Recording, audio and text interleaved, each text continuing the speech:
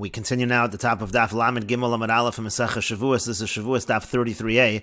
On the previous summon, the Gemara was discussing the line in the Mishnah which said, let's say you have two sets of witnesses, and the first set of witnesses, they deny knowing any testimony and they swear about that falsely, and then the second set of witnesses, they do the same thing, they deny and they swear falsely. So the Mishnah said that they are both liable. And the Gemara now is in the middle of asking, why is the first set liable, Hakai Mashniya, but they really haven't caused the litigant to lose out by not testifying, because you still have a second set of witnesses that can testify on his behalf.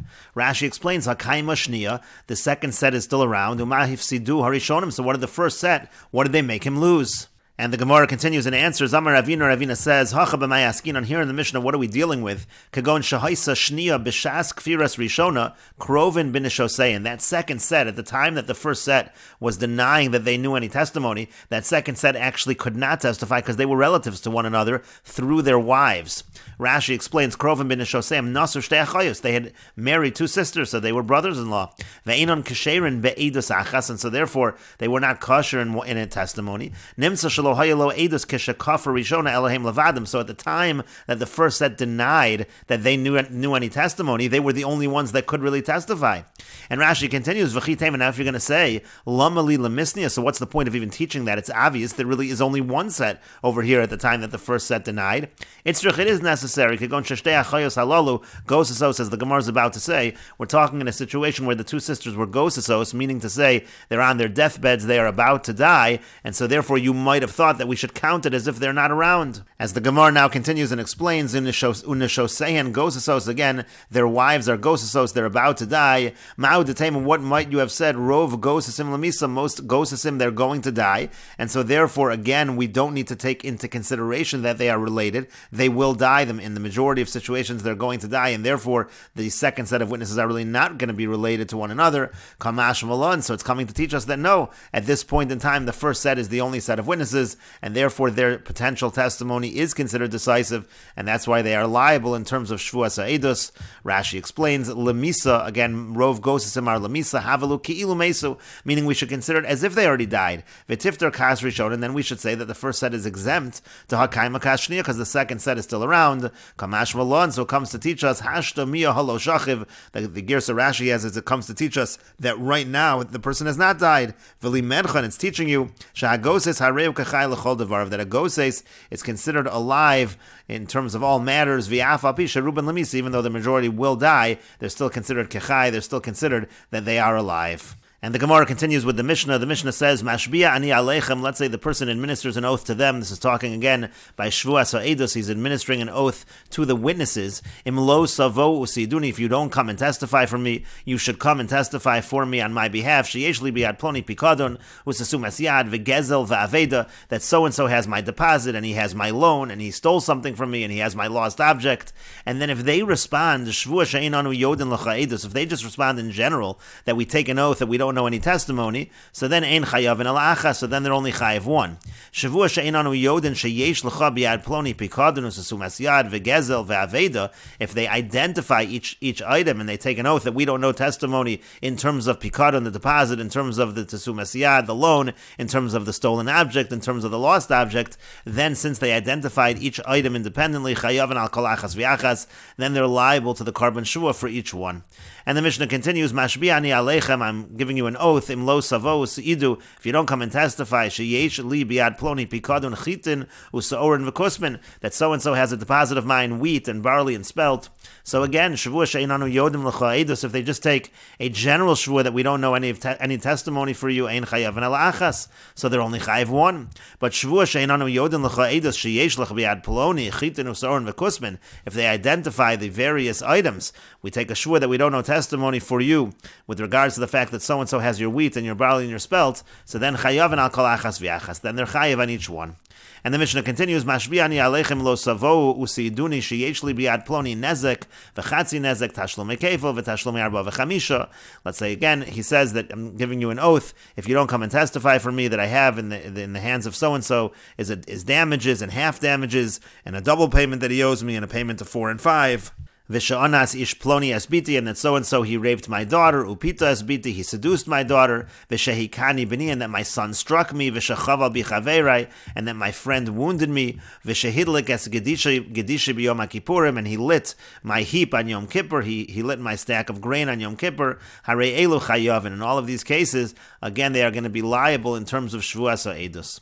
Rashi explains, Tesumas Yad is halva, Shesam biyado mamon, again, Tesumas Yad refers to a loan, Va'aveda shematza aveda, again, aveda refers to a lost object that was found, Chitin, Usa'orin, V'kusmin, wheat, barley, and spelt. Reisha, the first part of the Mishnah, Ashme'inon min echad utvios chalukas, is talking all about the same kind of item, but different kinds of claims, deposit and loan, stolen, etc. V'seiva Ashme'inon tvia achas kula pikadon uminan chalukan, and then the end case of the Mishnah, the next case of the Mishnah is talking about where there's one claim, meaning it's all a claim of pikadon, of deposits, but it's just different items. V'shehikani bini, and then another claim that he's making that he wants them to testify is that my son struck me. Hakoh she'ein bo chabura, we're talking here about striking his father in a way that there was no wound. She'eino chayev olav misa, that way there's no death penalty. If there's a death penalty, then there's no monetary payment. Shehamake oviv eino chayev elim kein asa bo chabura, somebody who strikes his father is only liable to the death penalty if there's a wound. V'kevan deleka misa, since there's no death penalty, so ikam mamon de bosha, so then you're going to have the monetary payment of boshas, of embarrassment. And Rashi continues, V'shachava b'chaveirei, and then my friend wounded me. Mishum Yom HaKippurim nakadle. We choose this case because it happened on Yom Kippur. The afagav da'onish kares, even though there's a punishment of kares, the chiddush of the Mishnah is chayiv mamon. There's still an obligation to pay a monetary payment. We don't say that the kares gets you out of the monetary payment. V'hanach dela'el nakad, and the reason why the earlier cases were chosen, Mishum chatzi nezek. There's a chiddush by the case of chatzi nezek. Kidim mefarish b'gemara, as the Gemara will explain. Inami la'ashminan tahamashvia edei kanas chayavim, or to teach us that if somebody administers an oath to witnesses who are testifying in a case of knas, in a case of fine, they're also liable. The Gemara will mention that. V'shehikani b'ni, and then the case of my son struck me, nakad lashmin, and that's to teach us the hoel ve'ein bo chabura, that since there's no wound, ein ba misa, there is no death penalty, v'chayev mammon, and there's a monetary obligation. And the Gemara says, Iboy lahu, they had the following question, Mashabia ede kanas ma, what's the halacha? Let's say he administers an oath to witnesses who are going to testify in a case of kanas, in a case of a fine, again, and they deny that they know any testimony. Is there a liability in that situation?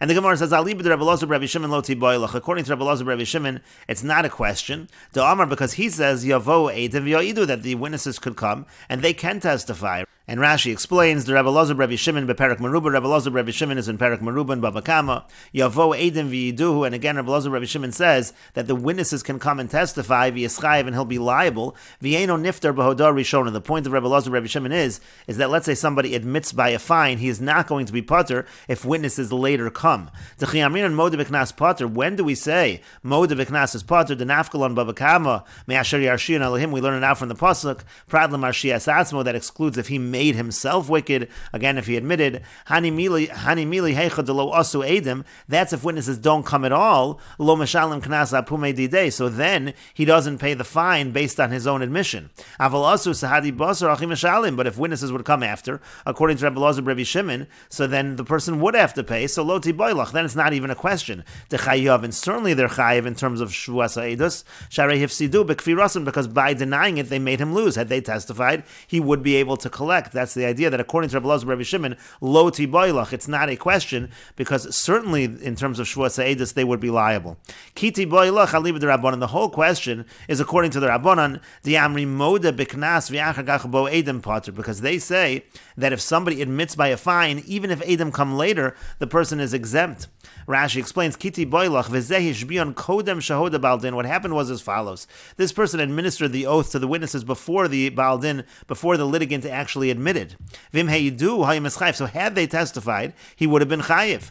Umiu, nevertheless, hami boilan. We ask as follows: Imechayiv olav, are they chayiv or not in terms of Shevuos edus? Mishum deikol ameimar knas lav mamon gomru, because we could argue that a fine is not really mammon, it's not really monetary payment. Dehayi have a moda mifter lagamri, because had he admitted, he would have been totally exempt. But you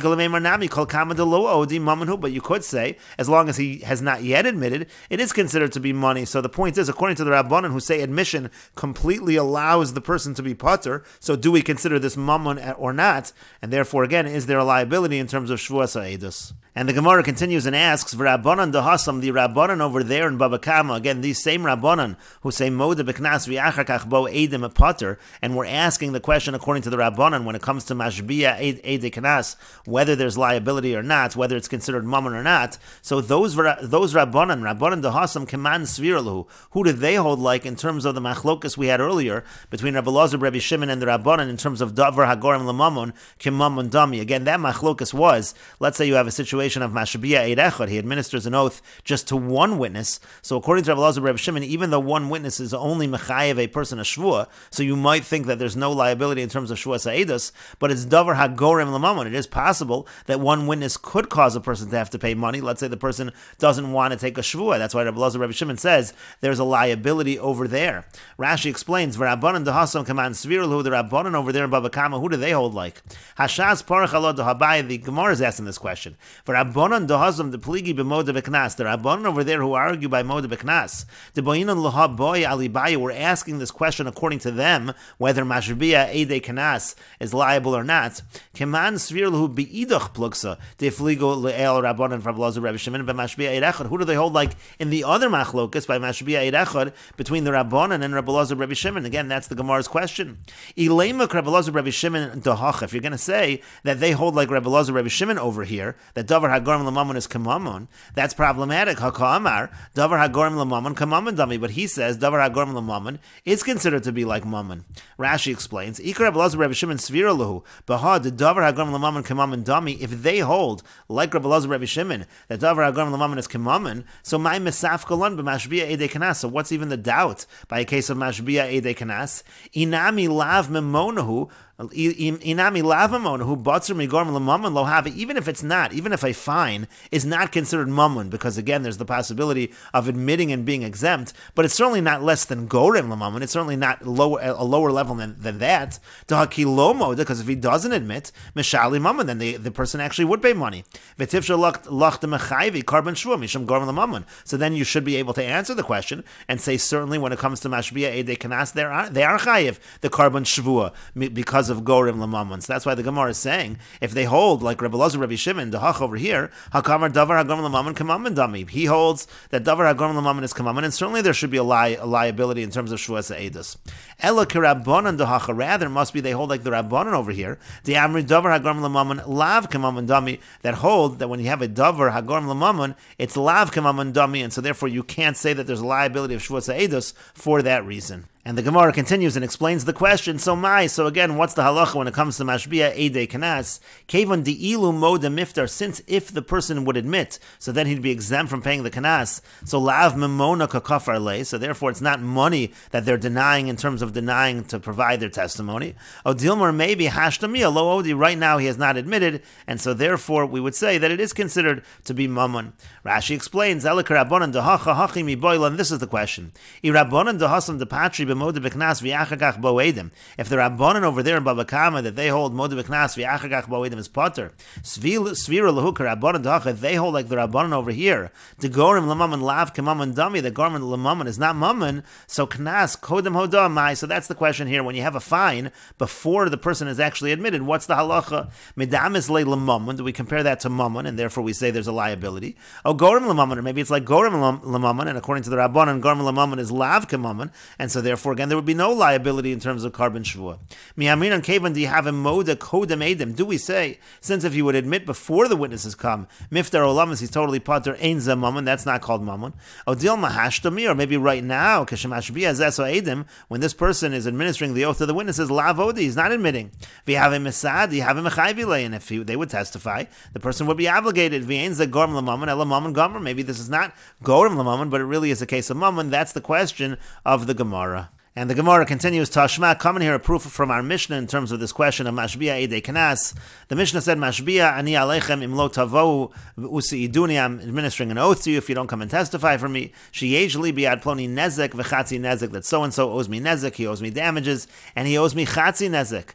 And the Gemara says, v'chatzi nezek, but chatzi nezek k'nasu. Chatzi nezek is considered a fine. Let's say you have a situation of a shore that's a tam, that gores, and now the owner has to pay chatzi nezek. That's considered to be a fine. The Gemara says not necessarily. Command Amar, it could be that our Mishnah is following, and the one who holds Palgan is Kamamona, the Chatzi Nezek, is actually a monetary damage payment. It is not considered to be a fine.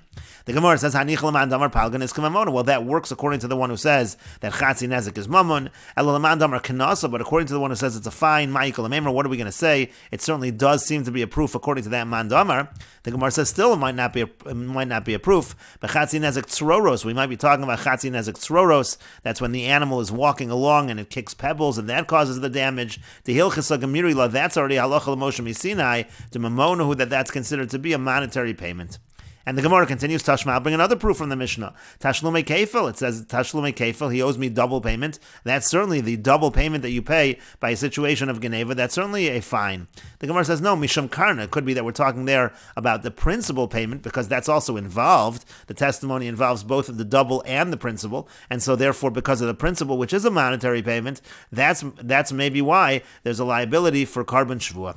V'tashlume Dalet V'hei, and so then the Gemara tries to bring a proof from the case of the payment of 4 and 5 times the amount that can happen by Geneva. And again, the Gemara says, Mishum Karna, again, that also can be because of the principal payment. And the Gemara continues, it said, Sha'anas Ishploni Upita Esbiti, that so-and-so, he raped or he seduced my daughter. There also the payments are fines, and so therefore it should be a proof that Mashbiya Ede Kanas are Chayiv. The Gemara says, no, Mishum Boshas Upagam, it's because of the Boshas, the embarrassment, and the Pagam is the damage, and so therefore those are considered to be monetary payments. And the Gemara says, well, my kamashmalan. The Gemara says, well, if that's the case, if all these cases are mammonis, so what is the Mishnah teaching us? Kula mamonahu, they're all just cases of mammon. And the Gemara says, Reisha chada kamashmalan, Seifa chada kamashmalan. The beginning is teaching us something, and the end is teaching us something.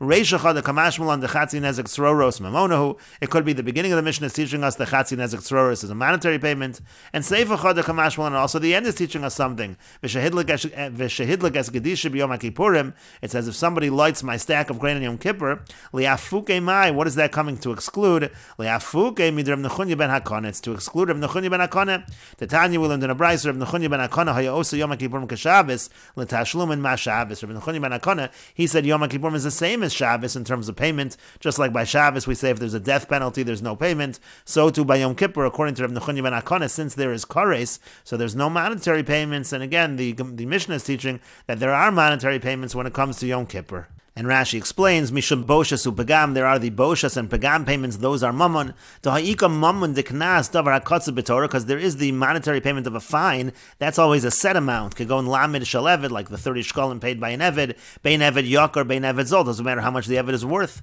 V'chein Nun Shalonis, and also the payment of 50 by rape, V'shal Mefatim by seduction, Shavim B'chol HaNashim, that's the same payment by all women, that's for sure considered a Knas, it's considered a fine.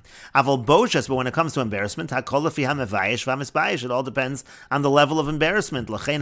That's why that's a mammon payment. And the same thing is true when it comes to pagam, when it comes to the lowering of the value of the individual. So that also is considered to be a monetary payment. And Rashi continues, Reisha Kamash Malon, the Chatzi Nezek Tzroros Mamonahu. The beginning of the Mishnah is teaching us the idea that Chatzi Nezek Tzroros is considered Mammon. Va'idi Detanya Ha Tana Bahadei Tashlumi Dalet Vehev Yonas Umafate the Mammon Shein Mishtalim Baroshu Dumya the Chatzi Nezek. Once we learn this case of Chatzi Nezek Tzroros, which is Mammon, so we also bring these other cases of Tashlumi Dalet Vehev Yonas Umafate, because those are cases of Mammon Shein Mishtalim Barosh Dumya the Chatzi Nezek Shein Mishtalim Barosh. It's similar to Chatzi Nezek, which is not mishtalim barosh, utechavasa mishaninon b'shmaita kamaisa de Sanhedrin. That's what we learn in the first sugya of Sanhedrin. And the idea of shein mishtalim barosh simply is that it's not a payment in the amount of the principal, in the amount exactly of the damage, but it's either more or less. Again, chatzi nezek is a little less. Tashlumi dalet v'hei is going to be a little more. Those are all cases of mammon shein mishtalim barosh. And seifa kamashmalon, in the end case of the Mishnah is teaching shechava b'chaver b'yom HaKippurim. That's the case where the person got wounded by his friend in Yom Kippur, or hidlik gedishay, or there was a fire lit in his stack of grain. La'afukim in Rav Nechunya, that's to exclude Rav Nechunya. is chayiv kares poter min hatashlumin, because Rav Nechunya says that as long as there's a liability to kares, which happens on Yom Kippur, there is no monetary payment, and so therefore we're saying not like that. We're saying here there is a monetary payment. Once we have those cases, we also have a case where my son struck me, to krova litzad misa, that's close to being a case of misa. Again, if there would have been a wound, there would have been misa. And it's teaching us to hold ve'eno chaya misa, that since there is no chaya misa, ba'akabalo chabur, when he's struck without a wound, chaya b'tashlumin, then the person is obligated in tashlumin, he's obligated in payment. And the Gemara continues, Tashma, coming here a proof from the following Braisa, Mashbi'ani Aleichem, I'm administering an oath to you, Im lo tavo usiduni, if you don't come and testify for me. And we will continue with this discussion in the next video on Daf Lamed Gimel Amid Beis.